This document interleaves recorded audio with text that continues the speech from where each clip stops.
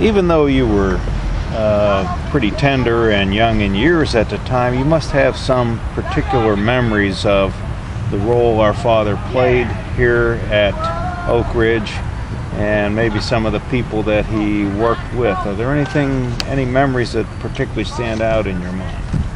Yeah, one of the ones, Phil, that really jumps out is there was a small airport near here that people came and went from, and he went out to pick up some other Harrison employees there, and my dad and I were walking down the concourse there, a very small concourse, and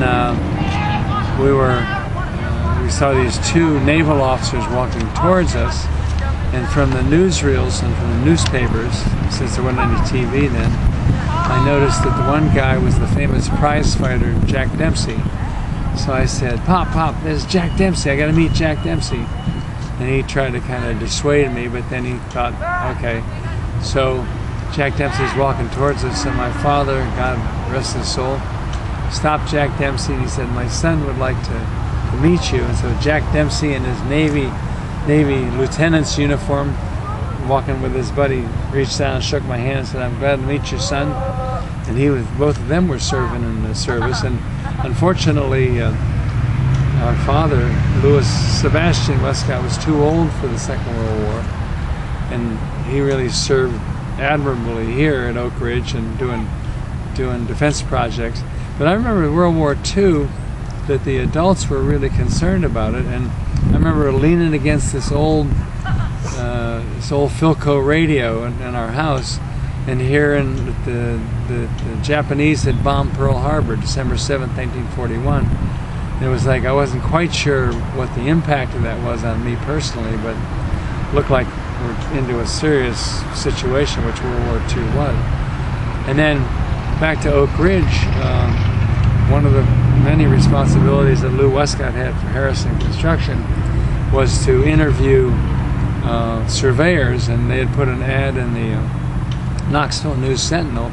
They were desperate for surveyors so they could do all this earth moving and things like that at Oak Ridge.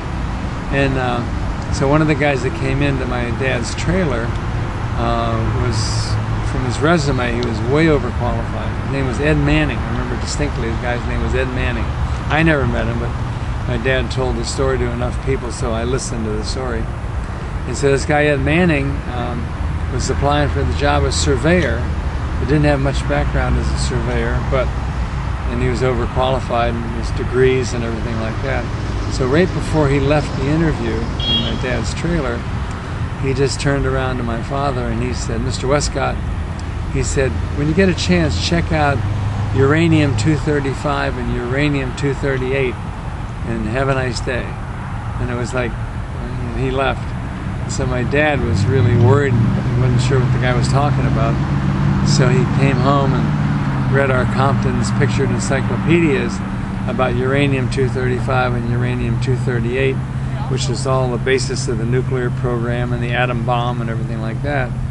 And he got very concerned about it. So when he went back into the Harrison job site office the next Monday, he called this FBI contact that he had and told him about this guy Ed Manning. And Manning was supposed to come back for a second interview, and Manning disappeared. So he didn't know whether the FBI did something with Manning or whatever, but that's the first inkling he had of what was going to go on here as far as the atomic bomb was concerned. Very interesting story.